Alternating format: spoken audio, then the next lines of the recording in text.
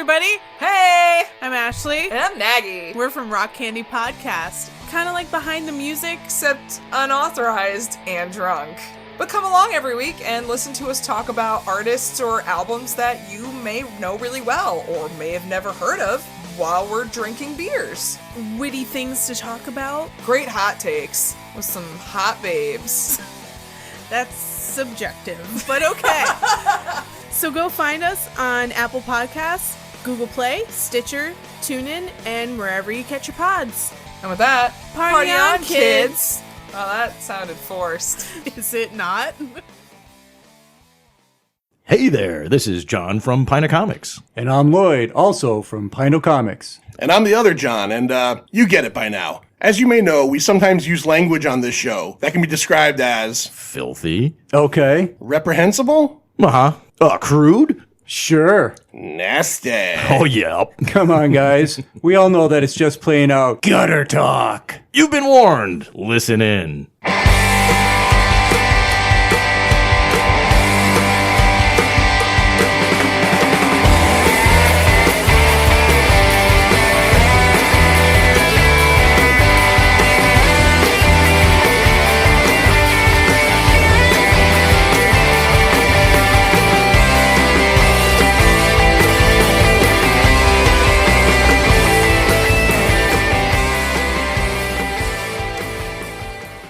Hey, this is John from Pina Comics, and welcome to episode 133 of The Pint. Now, this is an introduction. We don't normally do these type of things, but I'm doing it for a reason, and here's the reason. About a month ago, I recorded, along with my friend Rob Stewart from the great podcast Ghosts of the Stratosphere, a video version of a 100-proof book project where we talked about the 9-issue miniseries from 2013, Superman Unchained.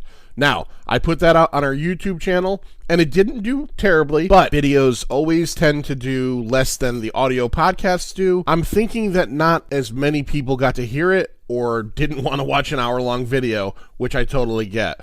But I do think that me and Stu did a pretty good show. So, what I decided to do was to slightly edit it a little bit and release it as an audio episode of Pina Comics. So, here you are, episode 133.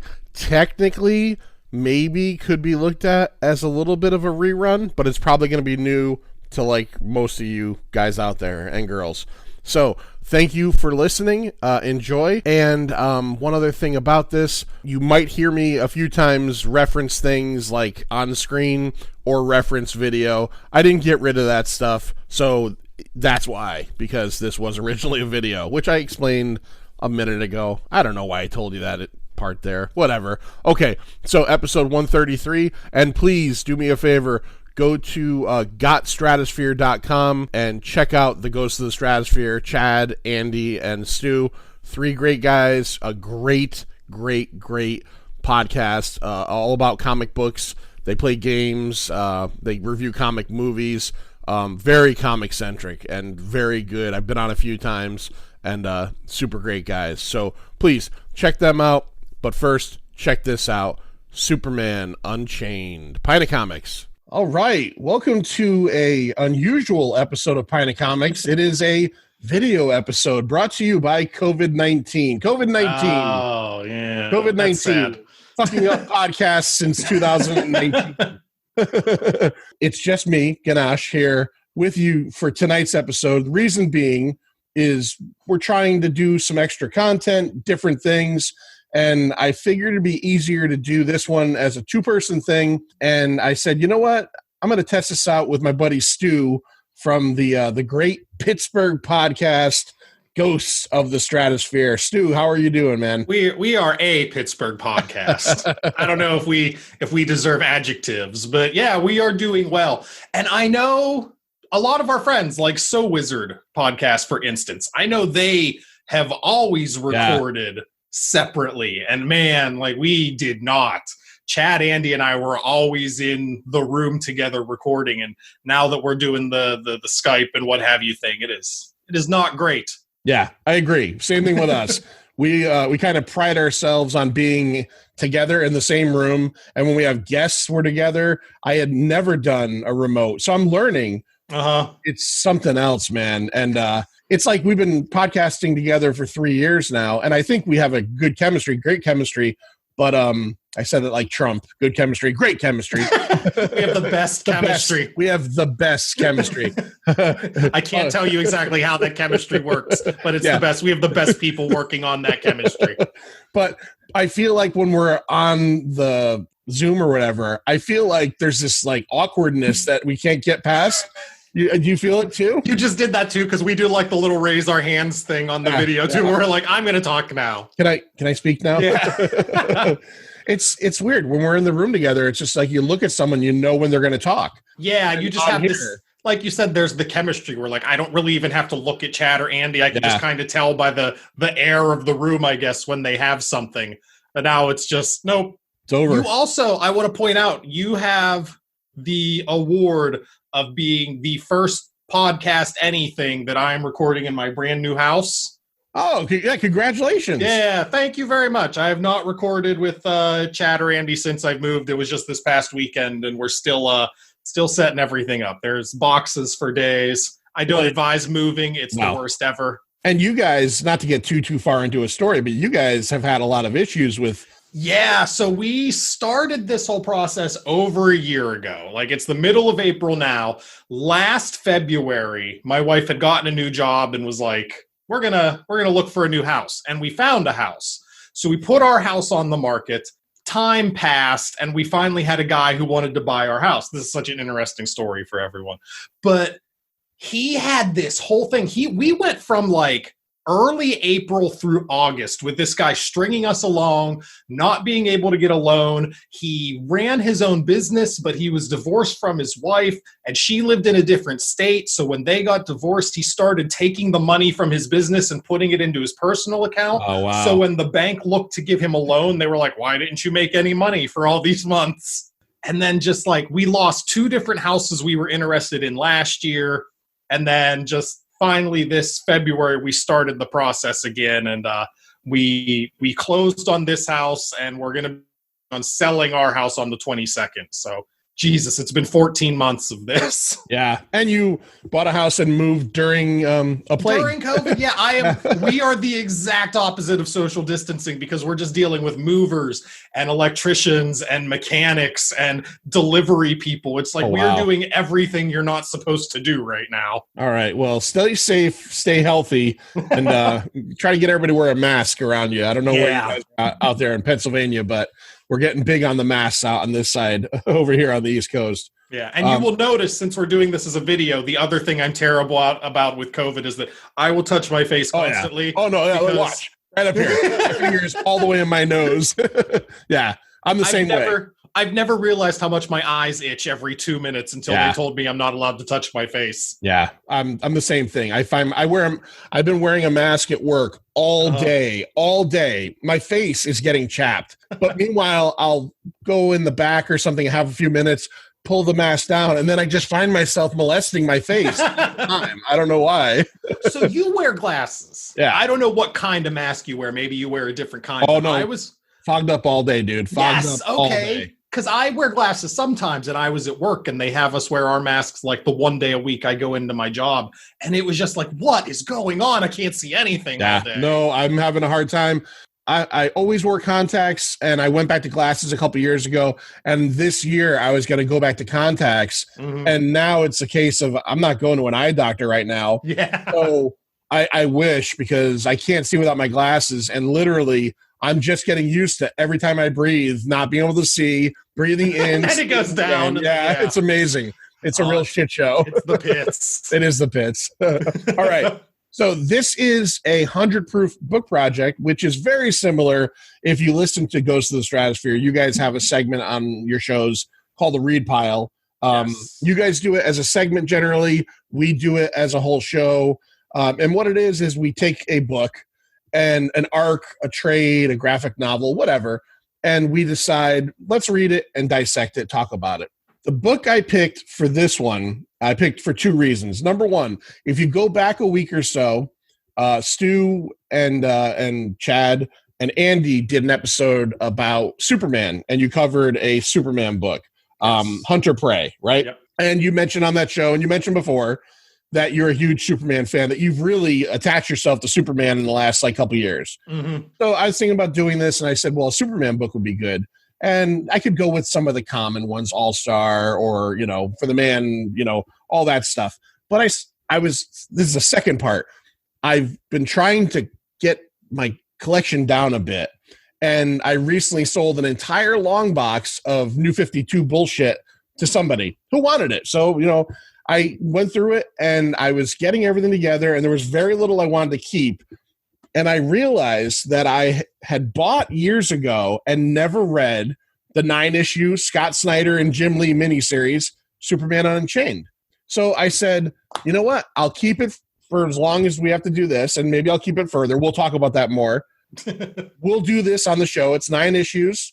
And then I'll decide, does it go in the box along with the stuff I'm giving the guy, or does this stay? What's with the guy who wanted the New 52? I mean, that's walked to the doctor's office and being like, can I have 5 extra shots? Yeah, guy I know. He's a big fan of comics, and I think he was maybe out of comics during the New 52, and he's just really he's willing. And I mean, it was not like I want $100. It was a cheap sale to make some room.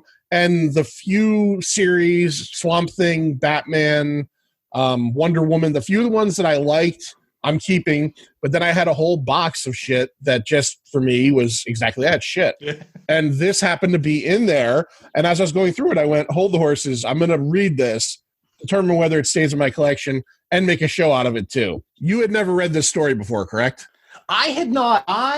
During the New 52, I read the New Guardians book, and I read Batgirl of Burnside. And that was it. Other than that, I pretty much stayed out of New 52. I didn't get into the main title books. Yeah. Like, I think in hindsight, I eventually ended up reading Court of Owls. So Scott Snyder wrote this, and Jim Lee drew it.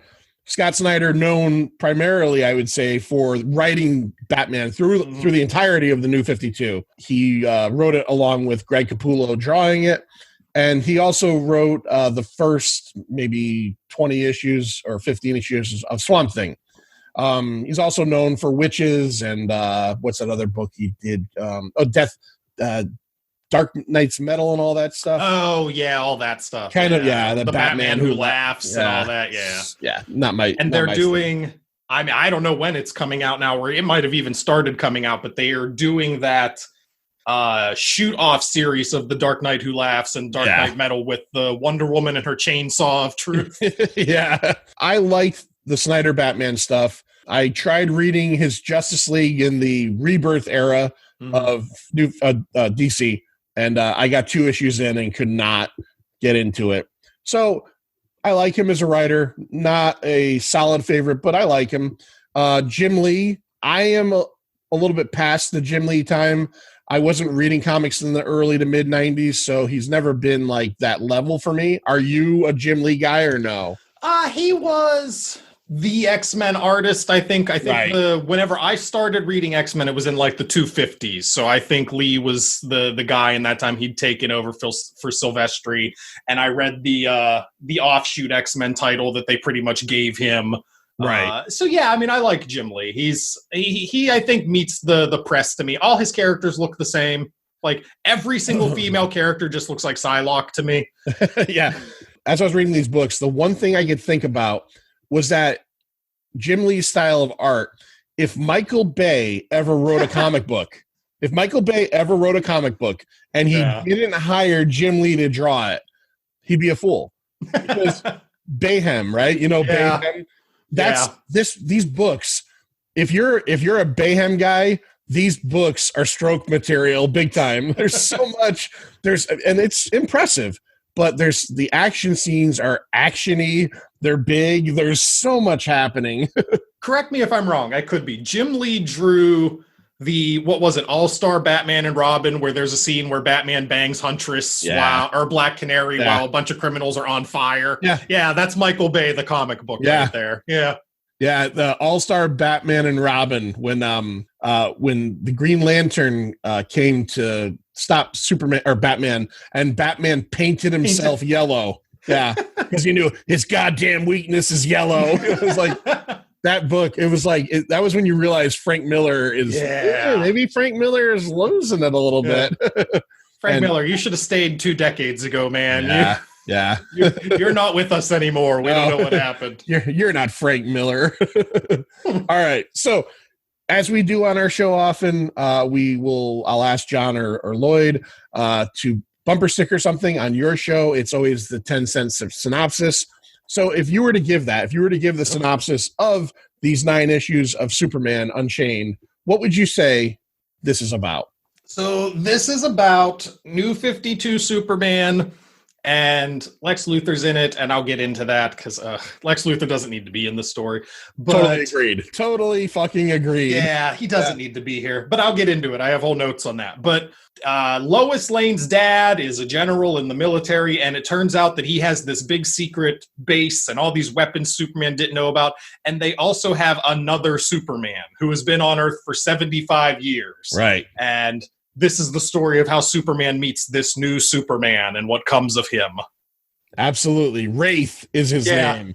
William Rudolph's ace in the hole. Yes. Yeah. Which I did actually get a kick out of that. So. I like that. At least they gave it, that character, Wraith, reminded me of something that would have been in a Jim Lee 90s comic. Like he looked like he could have been a character in, like, I don't know, Wild Image Force book. or Diamond Guard or something like that. Some shitty title.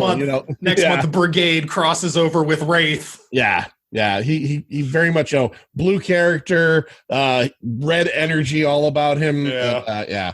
So this book starts off, and now how did you read this? I read it on the DC Universe streaming service. All right. So the first thing I want to point out, I'll pull this up one more time, Superman Unchained #1. I want to point out that 9-issue series, it was originally considered, it was going to be an ongoing. And for whatever reason, they only went 9 issues. This book came out on the Wednesday before the Friday that Man of Steel opened. So it's almost like they were trying to have some kind of synergy, like, hey, there's a new Superman book plus a new movie. If you went to see that movie and grabbed this book, you couldn't be, like, if you were a newcomer, you couldn't be more, like, devastated at how different these things are. And they do that. Marvel does that, but it's like, holy shit. So I want to point this out. We were talking about the Jim Lee factor. So first of all, issue 1 is $4.99, issues 2 through 8, $3.99, and issue 9, which is no longer than any other issue, is back to $4.99.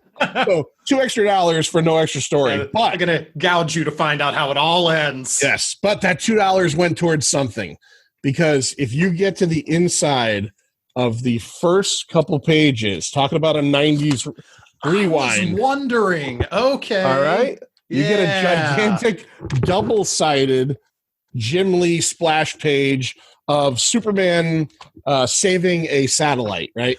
Okay, because I was reading this on the DC Universe services, and it was like you had to keep going. You would get part of the page, then you click, you get, and I was like, why are they doing this like a spread page? Just show me the page. Yeah, no, because it's 19 pages wide. Is why. In the beginning of the book. And we'll kind of go through the whole thing, but we'll just kind of hit high points, low points. The beginning of the book, 8 satellites are crashing to Earth, and Superman has to save the world. Upon finding one of the satellites going down, he finds a handprint in it, right? Which leads him to believe that a superhuman that he doesn't know helped to stop one of these satellites coming down, right? Right.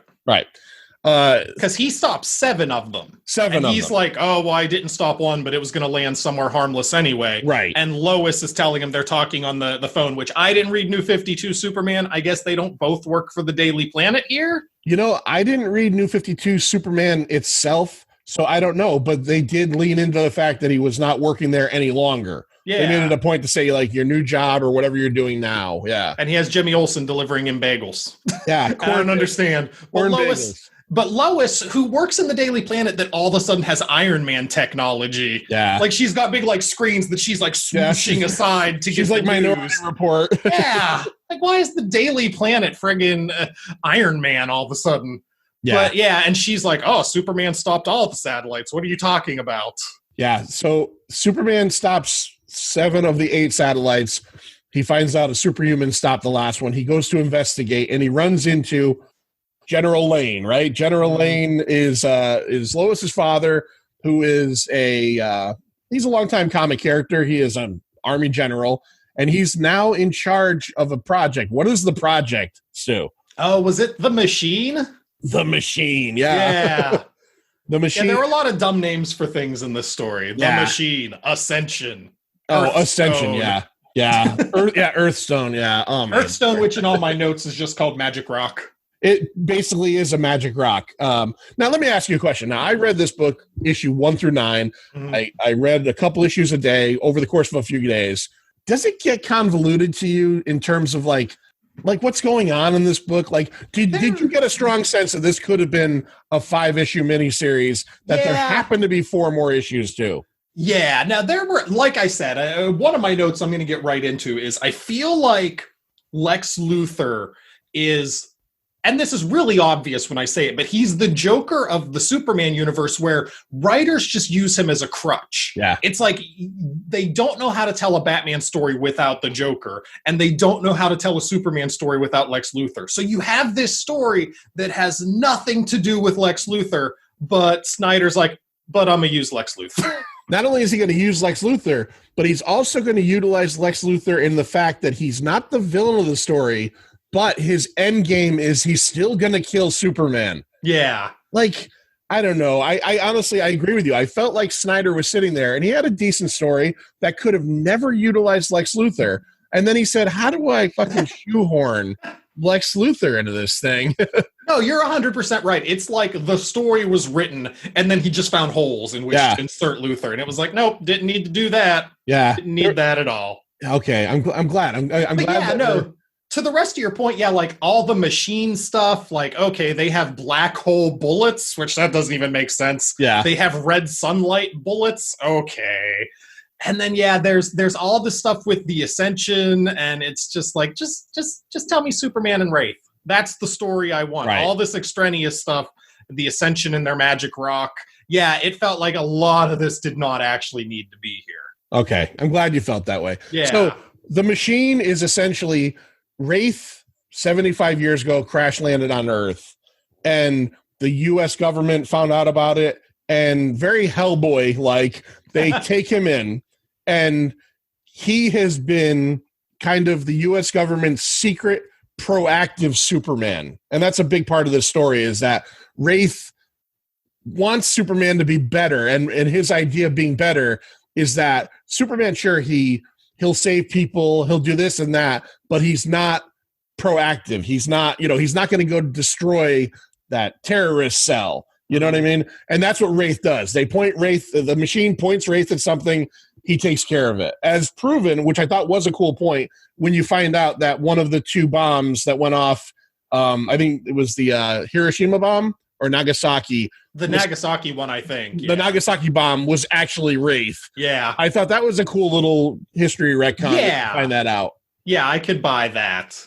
The thing, I'm going to get into this whole Wraith thing real fast, because this felt like Scott Snyder, his greatest hits, because you had this in Court of Owls where it's like, oh, by the way, there's been this secret thing that Batman, who should absolutely know about this, just doesn't know about for the last 100 years.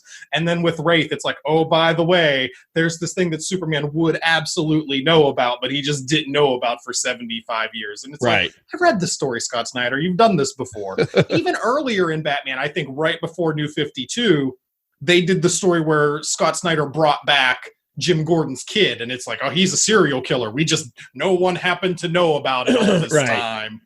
And it's like, Scott Snyder really likes, like, oh, things have been happening for 50 years that no one has paid attention to until me. Right. I get your feeling on that, because you're right. It is. The Court of Owls is living underneath, society. Yeah. And Wraith has been doing this for 75 years, and nobody's paid any attention to it. Yeah. Or questioned it or anything. Didn't realize anything was going on or anything. Like, come on. Or any of the threats that Superman has had to stop from destroying the Earth. Like, the military didn't deem necessary to send Wraith after those. Yeah. Like, all right. You're right. Pretty weak. You're right. So did you like the character of Wraith? Would you hope to ever see him pop up again? He seemed like he could have been interesting, but he just kept flowing in and out of like being he's something new versus, oh yeah, he's just a Superman villain. Because when you first meet him, he's like, haha, I'm big and strong and gonna kill you. But then it's just like, oh no, I'm gonna show you where I live, and here's my bunker, and it's great, and I'm Superman too, and we're friends. And then you get to later on where he's just like, no, I'm gonna kill you. Yeah, that was great. They make friends. He brings them to his house. Gives them cookies, gives them a little Sunny D, and then they get into a fight with all these like drones or something in Tokyo, and they're fighting. And he goes, it's gonna be a real shame, Superman, when I have to kill you. Yeah, it's like, what? Save that for later, man. We're fighting right now.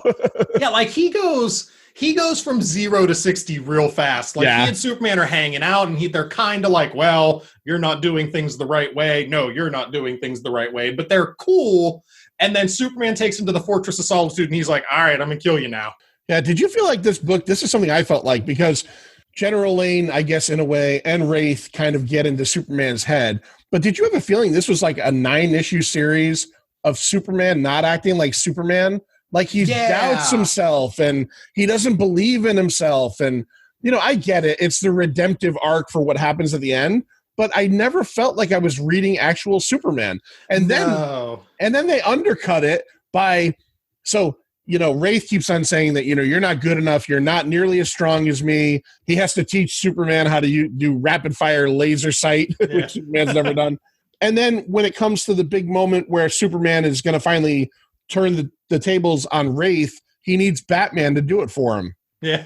Like Batman has to give Superman like the kryptonite ring for Wraith, which I thought was funny, but also weird. Like Superman of all people. There is very particularly a moment in issue 3 where Superman is having a confrontation with Wraith, and Superman essentially like frat boys out his chest and is like, come on then, come at me. Yeah. And I'm like, that's the least Superman thing I have ever read in my life. Like, Superman is not a frat boy who's like, you want to go? You want to go, bro? You want to go? There are moments in here, like, there's the scene where the tower in Dubai is collapsing, and Superman has this very like, he's keeping track of time, and he's like, how can I save all these people when there's all this stuff going on, and he's just making all these plans. And I thought that is a great Superman moment. But then it's undercut by come at me. Yeah. That was a good moment where he uses the breath to freeze, like kind of a ramp to settle the building. I like that. There was again, not being a Jim Lee guy necessarily, there is a lot of good action pieces in this. This would be an action-packed movie. It might not be a good movie. It'll be Transformers like 4, but it would be, there'd be a lot going on in it. Oh, I can piss off a lot of your viewers though. It'd still be better than Man of Steel. Well, I don't know. I don't know how many, I didn't hate that movie. I'm one of the few people. Oh. But I'm also not a huge Superman guy. Yeah, that's fair. I kind of look at Man of Steel as, and there are things about it I don't like. I kind of look at that movie as he's not Superman yet, and when that movie ends, he is. So I feel like a lot of the choices like when he kills Zod, I mean, I didn't even have an issue with that. I just thought like the last hour of that movie is a fight scene, and it's just like, all right, I'm done. But you got to think of it this way, though. For the 4 prior Superman movies, right? You didn't get much of that at all. And that was a big complaint, or 5 Superman movies. Superman Returns. I enjoyed Superman Returns. Yeah, I don't think he punches anything. He doesn't punch anything. So a lot of people over the years have complained, except for Superman 2. Here's a guy who's going up against Lex Luthor, who he could destroy like that. It's all brains. So now you get an hour of him punching Zod across Metropolis. So it goes one way or the other. But I don't think you're going to offend anybody. I don't know if you can offend most people by talking bad about any of the DC movies at this point. Oh, you'd be surprised. I mean, we're both on Twitter, and I just see the Twitter all the time where it's like, what's the single greatest movie ever made? And people are like, Man of Steel. I'm like, what? Really?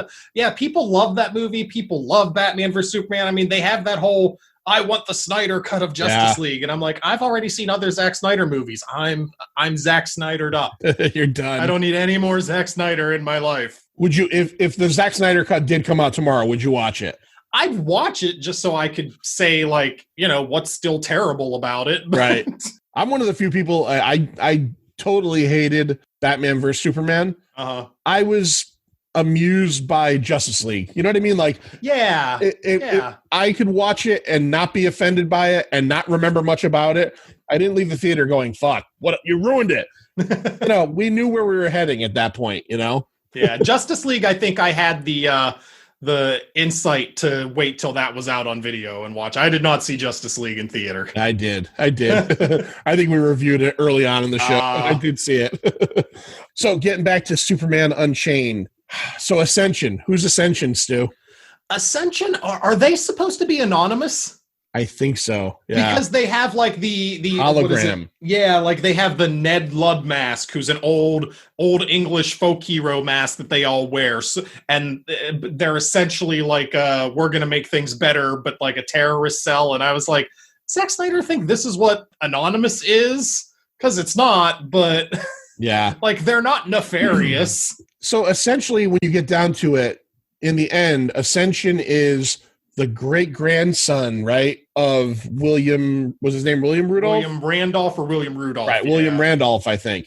It's the great-grandson who doesn't agree with the way the machine is utilizing Wraith's alien technology, and they're trying to do something better with it. But take that idea and add 1 trillion words to it and make it so much more confusing than it needs to be. Yeah, I didn't understand what their deal was at any point. They had Lois kidnapped, and they fought Lois for a while, and they didn't seem to like anybody, and they introduced the magic rock, which, where did they get it? Where did it come from?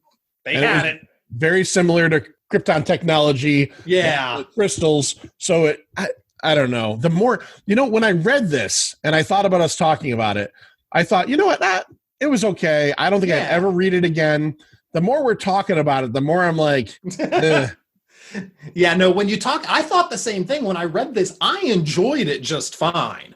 And the parts, like you said, with the parts with the Ascension and the parts more with the machine, I just kind of like, all right, and then flip to the next page to see if something better is happening. But I mean, it wasn't bad. I liked the Batman stuff. Like, he's just like, just so happens at this time in Batman's life, he comes up with a costume that Superman can't see that he then can use against Wraith. Yeah. But I liked their play with each other, where it's like, I don't know how long they've known each other in the New 52, but they're like, a couple years ago I made stuff to fight you, but now we're friends now.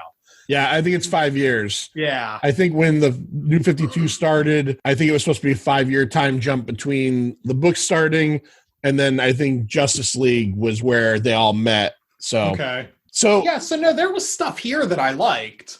And then there was a lot of stuff that I just had to zip past. But yeah, now that we're talking about it, the stuff that you zip past, it was just like you said, like this should have been a 4-issue story in a Superman book. You didn't need a 9-issue book for this and to drag everything out. And somebody definitely had, there's the whole scene where General Lane and all of the machine tech go to attack the Fortress of Solitude. And General Lane's just like, talking to one of the guys, like, turn on that death metal music, we're going to rain down black hole super bullets. And it's just like, and then they get to what I felt was just super cheesy, was Superman is not strong enough to fight these guys. So he has to put on like some kind of like exo armor. Yeah. Scott Snyder has a huge boner for, because he put Batman in exo armor in the New 52 as well. I don't know. It looked like Superman stole Ares' clothes. He's got Ares' clothes on, and he's got like almost a hammer like Thor. I don't know. I just felt like there was so much of this book that typically, and it does work that way, felt like how are we, not comic books, action figures. What can we do here? Yeah. Superman. Batman in an invisible suit, Oh yeah, with the big yellow, like his entire invisible suit looked different. So yeah, that's action figures. Wraith is an action figure. figure. And at one point, Wraith puts on some kind of armor to go fight Batman. So he had a different, he had an alternate look too. Yeah, Jesus Christ. Another question for you. So we have these little backup epilogues that were unnecessarily, totally unnecessary. Well, the epilogues all seem to matter. A matter of fact, I don't know why they just weren't part of the story. I agree, but what I meant by that was, I guess I meant the actual, one of them in particular. Oh, so we shoehorn Luthor into it. Why did he have to kidnap Jimmy Olsen? Why was it? That made there was like you think it's going to be like he brainwashes Jimmy Olsen, and Jimmy Olsen's hey there, pal, and sticks something on him. No, he straight up just says, Jimmy Olsen, you're going to kill Superman. Drops Jimmy Olsen in front of Superman. Jimmy Olsen's like, this is going to kill you, Superman. Like, what was the whole fucking point of that? He gave Jimmy Olsen the wristwatch of doom. Yeah, the That's wristwatch all it of was. He just put like a wristwatch on him and sent him off to Superman. And he was like, inside this wristwatch is a magic syringe that'll turn you into a bomb. But Superman had to do it himself. Jimmy didn't stick him with it. So exactly. Like, Lex Luthor could have just sent that to Superman in the mail and it would have had the exact same effect. Yeah, like, that was bad writing. You could have had the story end with Superman like talking to Lois and like a FedEx driver just pulls up and is like, here, Mr. Luthor sent this to you. Yeah, no, it was... Yeah, it was just think unnecessary right. drama. Totally unnecessary drama, and it totally felt like Scott Snyder, maybe he was worried this would be his one chance to write Superman, so he had to, use all of the toys. I'm sticking Jimmy in this book. Oh, we're going to have Jimmy. We're going to, I'm surprised Supergirl didn't show up. Where was Crypto? If you want to talk about unnecessary drama, yeah. Which issue is it that ends with, it's issue 5. Issue 5 ends on the cliffhanger of little kid Superman is getting shot by his hillbilly neighbor. Yeah. And it's like, how is this a cliffhanger? I'm pretty sure he survives this. It's not like, oh no, tune in next week to see if Superman has survived this shooting by Jedediah, his neighbor from 40 years ago. Yeah. I liked that bit of the story where it goes back and Jedediah is this kind of crazy drunk that owns a silo or something that Superman relates a story that when he was a kid, him and Lana Lang would jump off of it. Lana Lang falls off of it. He catches her in midair flying as a kid, and Jedediah sees it. And Jedediah, like, straight up murders the fuck out of Clark. I mean, he doesn't really, obviously, but he's threatening Martha. And, Clark says, hey, take the gun off my mom. And he shoots the fuck out of like a 7-year-old kid. And you're right. It's a good story kind of relating to the fact that, Clark had differences as a kid and he's always had to kind of worry about it being exposed. But you're right. They left it on a cliffhanger. And it's like, there's no way you're going to go, oh my God. Is he going to survive this? By the way, all of Superman's history was a myth. He was actually killed by Jedediah. It's all been a dream. Superman Unchained. It's all been a dream. Yeah, you get the number 9. You find out that there is no Superman. It's just the dying fever dream of 7-year-old Clark Kent. Wow. Wow. What is that? Jacob's Ladder? You ever seen Jacob's Ladder? Yeah, I have not, but I know of it. Okay, this is the Jacob's Ladder of Superman comics right there. So, Stu, what were some of the things in this book that you really liked? Like I said, I really liked the tower scene. I liked the desperation Superman had both in that scene and when he's fighting Wraith, where you see Superman think like, oh, punch him in the diaphragm and shoot him up into space. He's got to breathe. He can't breathe, like me. Yeah. And then when Wraith does the same thing to him and like punches him in the lungs and then pushes him underwater, Superman's like, oh, I can dig under the water and get... Like, I liked showing Superman as, the thinking threat that he is. Right. Yeah, I mean, I pretty much like Superman in this. I don't like Superman stories where Superman and Lois don't know who they are. Like, I don't like Lois not knowing that he's Superman, so that threw me off. But yeah, I mean, it was pretty much the Superman stuff in here. There were moments, like you said, when they correlate what happened to him as a kid. Right. I was like, oh, that's a good story. I like that as like, even as a kid, he saw something that like he knew was wrong, but when he thought he killed Jedediah, he was just, despondent over it. And he saves him, and he has that wonderful moment that, kind of only ever happens in fiction where like the crazed like racist or murderer, like, you saved me. Now we're going to be probably best friends. Like, but yeah, it's maybe one of his first instances of saving a life, which, obviously is going to be his whole thing. Here's a question for you. What do you think General Lane's problem with Superman is? Like, why does he seem to hate him so much?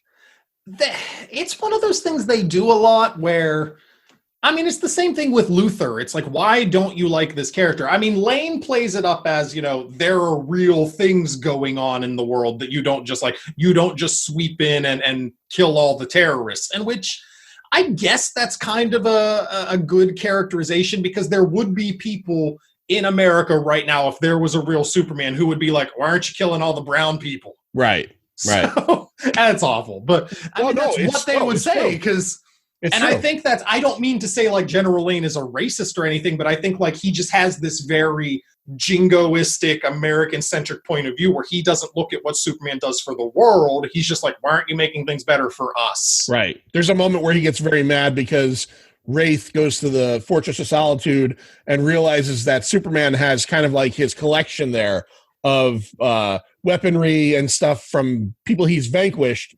And Wraith is like, why aren't you doing anything with this? And he's like, it's not meant to be used. Yeah. And that kind of facilitates the whole General Lane going to the Fortress of Solitude bit. But it just seemed like, it seemed less like, you know, we could use you, you know, for good, and more like, I fucking hate you, you know? He does seem, when they attack the Fortress of Solitude, he goes from being a character who like, all right, I can kind of see where you're coming from, even if I don't agree with it, to being like, oh, this character's a psychopath. Right. Where he's like, turn up the death metal. We're going to give him 60 seconds, but we're going in at 45. Yeah. Shoot him with the black hole gun. And it's like, so I wonder if he's just like crazy, or he's just a typical supervillain in a comic book, and that's all the reason that he needs. Yeah. So, I mean, you got a lot of villains in this book. You got General Lane, you got Wraith, you got Luthor thrown in there, Ascension. Right? Because Ascension are the ones that launch every nuclear missile on Earth, right? Yeah. So Ascension apparently wants to start over from ground zero and utilize the Earth Stone, or as you call it, the Magic Rock. The Magic Rock. To start the world over again. So at one point, they launch every single nuke on Earth. And Superman is able to stop it with help from the Magic Rock. With the Magic Rock, exactly. There's no explanation to it. He just kind of holds it up in the air, looks at it with his heat vision. It creates a giant red grid thing, and then all the nukes just peter out. And it's like, okay, I mean, sure, Scott Snyder. I don't know what just happened. I don't know if that was Scott Snyder not really coming up with like, oh, the Magic Rock just did it, or Jim Lee didn't draw the resolution particularly well, but I was just like, oh, it just happened. Okay. I thought it was, now this might go to prove my, I guess, lack of knowledge about nuclear weapons, but they're blowing up in the air, but they're saying, well, the warheads aren't going to go off. So what the where are these warheads? Like can a nuclear missile blow up and the warhead just not? Yeah, I don't know how that works. Yeah. There's like 190,000 missiles in the air, and now there's just warheads everywhere. Just landing in like San Francisco. Right there, right in the bay. There's a fucking nuclear warhead on the Golden Gate Bridge. What? Every single city in the world is now Megaton from Fallout 3. They just got a nuke sitting in the middle of them. Sue, if you were to take this book, 9 issues, and someone gave it to you and said, you can't rewrite it, but you can edit it, what could you get this down to? What do you think? Manageably, what could you get this down to? I would take out everything with the Magic Rock. I would honestly take out the Ascension. Like, I don't know why you need them at all. Lex Luthor admits he was the one who knocked the satellites out in issue 1. So if you're going to put Luthor in it, all right, he's the one who did that. Luthor somehow knows that Wraith has an entire, I don't know about that armada. I don't know if you need to keep that in at the end. We didn't even touch on that at all. Okay, well, let's talk about that. Yeah, you get to the end of it, and Wraith was basically sent as a scout to Earth. Right. Like, Wraith is Goku. He was sent to Earth to get Earth ready to be destroyed, but then he either turned good or didn't know that's what his purpose was. And it ends up being there's this whole armada out in space getting ready to invade Earth of Wraith's people. Right. And boy, they telegraphed this ending a mile away, because we talked about that syringe that's going to turn Superman into a bomb. Yeah. The second you see that, you know what's happening to that. You're like, oh, okay, this is how we're getting rid of Wraith. All right. And then, Wraith goes and stops Superman from doing it. He turns himself into a bomb and blows up all his own people. And it's like, boy, that really wraps everything up. I mean, it's comics. You could bring back Wraith 50,000 different ways. Oh, yeah. It just felt like this story just needed to have such a nice ending where it was like, all right, nothing matters. Did you feel like there was a point, like you said, Wraith ends up sacrificing himself and destroying the armada of his people. Did you feel like Wraith did that for Superman? Like, I never felt there was a moment where, you were a worthy opponent after all. I was just figuring that he's been on Earth for 75 years and he has some kind of affinity for Earth. And that's why he did it, it would have to be that. I mean, that would be the best explanation you could give, but it honestly felt like the most forced moment in the story where it was just like, well, we have to get rid of Wraith. Yeah. This is how we're going to do it. It didn't feel natural. It just felt like when you have a one-off character who you've introduced and said, well, he's stronger than Superman. Well, we need a reason why he doesn't continue to exist in Superman's world. Yeah, it didn't feel natural to me. It didn't feel like there's no reason that character wouldn't do it, but boy, he just comes out of nowhere and is like, I'm gonna do it. Don't worry. Yeah, because he got abandoned. Superman left him in the center of the earth. Yeah. The magnetic fields canceled out both of their powers, basically. Yeah. So Except for the fact that Superman could then fly out. I guess I never even thought about that. Yeah. Yeah, I brought you down here where it's just fisticuffs. Oh, it's over. I'm going to fly out. So if you got rid of all that stuff, how many issues would you get this down to? Boy, the Magic Rock and the Ascension are a lot. I mean, I think you could do 6. I think this would be all right as 6. You could do it as 4, but I think that would be shortchanging Wraith a bit. I would not only take out the Ascension, take out the Magic Rocks, take out the nukes and all that. I would give Wraith a little bit more. And I wouldn't kill him at the end because you can do something with that character. Even if Snyder looked at that character and said, this is a one-off character we don't need, leave him around. Let another writer come in later on. Let's tell the untold adventures of Wraith at some point. I mean, right. I would add more about him. Maybe instead of telling he was the Nagasaki bomb, I would show some flashback stuff to show what he has done, to show maybe him in the background of Superman fighting a foe and stopping a threat Superman didn't see. But yeah, there's a lot of stuff you could take out, and you could take this down to about 6 issues, I think would be good. And then, forget the Armada at the end. Just leave it with Superman earning Wraith's respect, and they go their separate ways. Yeah, I agree. I felt like the whole Armada bit, because it was introduced in and over with in the course of one issue, right? Yeah. It happened so fast. So it's like the world's about to be destroyed. This Armada shows up. One of the ships hits Superman with a beam, and he immediately becomes like the Mummy. He's starting to become tiny and cheeks sucked in. And you're like, wow, one of these ships could do that to Superman. And you figure this is going to be this great big battle. And within one issue, it's wrapped up. It's all taken care of. Which, am I the only one who was left thinking that ship weakened the hell out of Superman? Wraith turned himself into a bomb that blew up all the ships. How'd Superman survive? Yeah. Did they show Wraith throwing him to safety? Because I missed it, if so. No, he just floated back to Earth. Just float. Okay. That's fine. Re-entry. I don't know. I think 6 issues would have been better. I think it definitely would have been better. There are good aspects here. Whereas I think the Wraith stuff, it's not one of my favorite things whenever comics are it's the Sentry syndrome, where it's oh, by the way, here's this thing that's always existed that we just never bothered showing you. But I mean, if you're going to introduce it, do something with it. Right. So I thought his character was good. It wasn't handled particularly well. Just do more with that. I don't care about the fake Ascension terrorist group that all looks the same because they're wearing masks. Yeah. Not a big fan of that. I will tell you this. I think it's maybe around issue 6 or 7. I could be wrong. Maybe if you were a fan of the Batmobile, there's a double page spread in here that you're basically gonna I don't want to say the word, but you're gonna jizz all over it. It's Jim Lee drawing just about every Batmobile Every Batmobile. Yeah. And I got a kick out of that because he's they're insured. And I was are they, Batman? How do you insure those? Not only are they insured, so the setup for this is that Wraith is gotten into the Batcave, and he's away from Superman, and Batman has distracted him long enough to fight him for a while. And Batman's plan to defeat Wraith, which hey, look, he's a regular guy in a suit, but it's so wasteful. He drops a Batwing on him and then runs him over with every single Batmobile, which makes her a great 2-panel spread. Yeah. It's all the Batmobiles coming at him, and you see ones like the Grant Morrison one that flew, and you get them all. But it's and then you get the next scene where it shows him under all this rubble, and you're like, did he just destroy his whole fucking fleet of vehicles? Was that really a good idea? Does he have nothing else up his sleeve? And the other part about that whole bit when they're fighting in there is that Scott Snyder or Jim Lee must have had it written down where they said, we're going to include every bit of background minutia of the. So we're gonna get the Tyrannosaurus Rex involved. Yeah. We're gonna throw the penny at him at some point. Like we Yeah. got to get it all in there. Yeah, the only thing they didn't use was the big Joker card, right? That was... No, he threw Batman through it. Yeah. Oh, that's right. Yeah. He goes through it. So they're like, yeah, check. all he didn't do was throw him into the back computer. That was it. So that's Superman Unchained. Is there anything you want to bring up that you missed out in terms of like really liked or really disliked?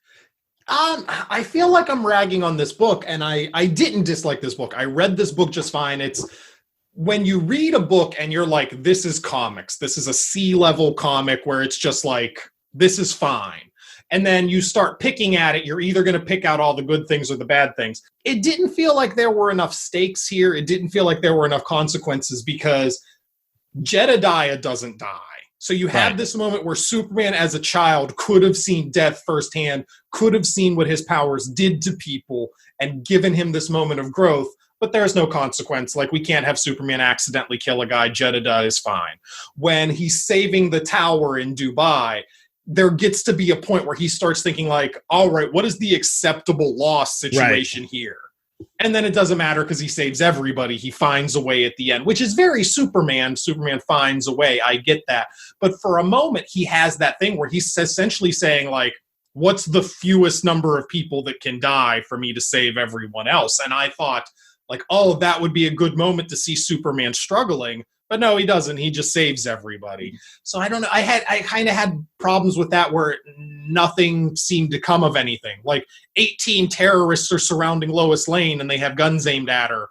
And like she kicks a few of them. And yeah. I agree with you on that. I think our ratings are going to be pretty similar on this book. It could be wrong.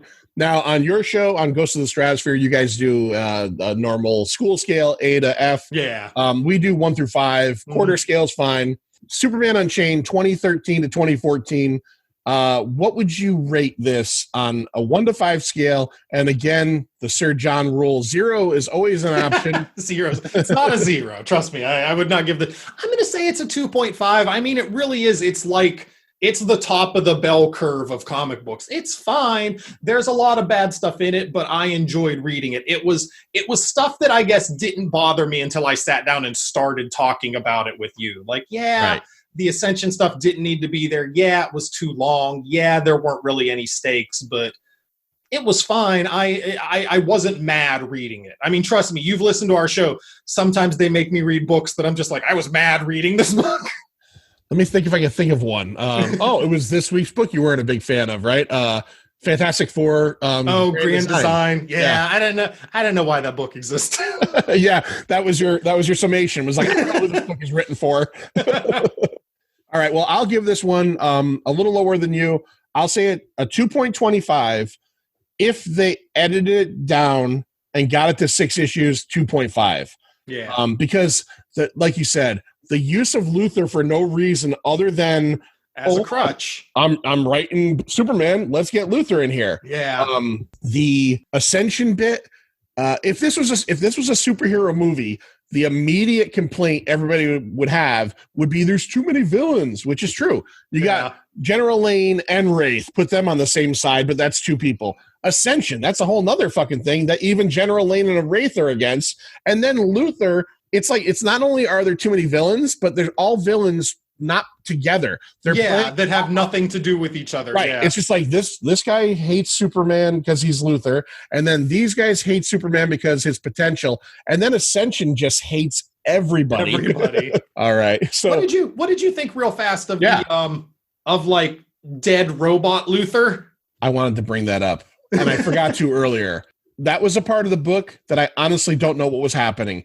Yeah. It seemed like he was dead or stunned. Yeah. I don't know. I honestly, there's a whole bit early on, right? If you want to explain it, Stu, explain it. Well, Luthor is in prison and he starts revealing like, well, I'm about to break out of prison. So they're like, haha, we'll hit you with knockout gas. And they fill his cell up with knockout gas. But then all of a sudden he has this giant like robot suit that his body is in, and his face, like his eyes are all bugged out and his mouth is agape. And there's like a big screen on the top that is Luthor talking out of it. And this thing just walks around with Luthor's like limp, bug-eyed body. and a computer screen with Luthor talking on it. I couldn't figure out why was he asleep? I mean, I get they gassed him, but wouldn't he wake up eventually? Eventually, yeah, no, but he's like that for a long time. Every time. Thing, like, I feel like Jim Lee was just like, I want to draw Lex Luthor in the thing that Ripley used to fight the alien queen. Get away from her, you bitch. Every time, let me just give me 1 second. Let me see if I can find it.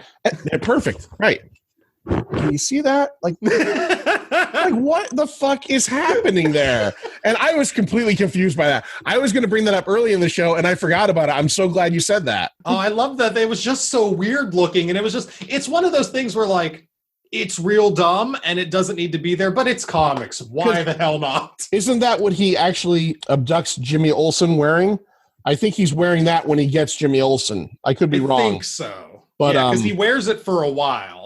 And to give credit where credit's due, the issues that did have epilogues were drawn by Dustin Nguyen. Who, that was even one of my notes. Like, Jim Lee, great. I mean, Jim Lee is Jim Lee, but I really like Dustin Nguyen, so I really like the art in those backup stories. The way he drew Wraith coming up to Superman made him look like this, like, mammoth of a villain who was about to fight Superman. It was pretty good. Here's here's Batman in his invisible suit. Yeah, you need a toy of that. Come on. Come on, kids. $8.99 Walmart. Don't go right now. There's coronavirus out there. All right, Stu. So why don't you tell everybody out in Pina Comics world? This has been great, by the way. Thank you. Yeah, thank you for having me. Yeah. I'm going to tell Andy and Chad that I want to do one of these with them too. Easiest to just try this with 2 people at first. Yeah. And I think it worked out pretty well. I love your show. I tell you that all the time. I've been lucky enough to be on it a few times. You were on the radio show one time, but now because of Corona, I'm on the real show. You're on the real show. My first time on the real show, and I could have sworn and I didn't. I'm so used to our show. Yeah. I laugh sometimes at what Andy will let go.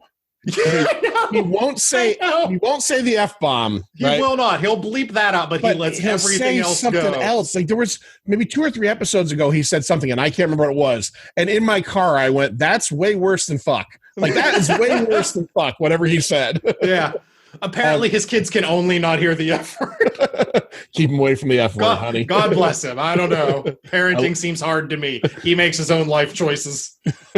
You're going to be on the audio show soon. We're going to do a Pipe Movie Invitational. I'm so excited. I love those. Awesome. Thank you. And you picked what movie? Best. Lost in Translation. Which I'm excited for because a couple of reasons. John likes it, I think. So, oh, my God. Really? I think he likes it. Okay. I've never seen it. So, and I don't know, maybe Lloyd will be the wild card here. Maybe he'll have a problem. I don't know. I know all your Pint movies that you've been doing lately are these bizarre, off-the-wall things, and I'm coming in here with like Oscar-nominated Lost in Translation drama, so hopefully I'm not skewing your demographics. Fine by me. The whole thing is whatever the person picks. So for every Escape from New York we get a Greasy Strangler. And that's it. I've only got one rule. There's some movie out there called a Serbian film. You ever hear of this? Oh, yes, I've heard. And I've made it a rule. No one's making anybody you watch brings a Serbian that, film. I'm not watching that. I don't care who you are. If my mother picks it, I'm not watching that, Ma. If she's on her deathbed and she picks it, I'm going to tell her no. Yeah, no, I've heard of that. I have no interest in that. I will never choose that. For all you people out there and Stu, go to Wikipedia and read the plot description of a Serbian film. Yeah. I did. And I just read it. Yeah. Just read it. It allegedly makes like the Human Centipede movies look like Casablanca. Read it. and you will agree. It is actually shocking what someone could have filmed, and I don't want anything to do with it. Tell everybody about Ghosts of the Stratosphere, where to find you, what you guys do, and what's coming up. All right. So, Ghosts of the Stratosphere. Our website is gotstratosphere.com. On Twitter, Instagram, we are at gotstratosphere. We are a comic book-centric podcast. On the podcast, except for on our Patreon episodes, we will only talk about comics. But on our website, we have daily articles, and that's all kinds of nonsense. That's movies, wrestling, whatever we feel like talking about at the time. And geez, what do we have coming up? I know we just recently did a draft. We drafted female superhero teams. I like the draft episodes a lot. Yeah, and we had a Read Pile Versus where Andy actually let both Chad and I pick a book. And I picked Freddy versus Jason versus Ash, and Chad picked Exit Stage Left, the Snagglepuss book. I don't know exactly what the full title is. You seem like you were thrilled by that one. Oh, yeah. Well, you'll see. You gotta listen. It's free, but you're not going to get the answer here. All right. So, Stu, thank you so much for coming on. Yeah, thank you so much for having me. I've waited a long time. I was very happy to be on, and you and I only talk like every day anyway. Yeah, pretty much. Your wife's got a problem with me. I know. Tell her I heard her on the podcast this week, and tell her the story about the snowstorm and the phone calls. That was very amusing.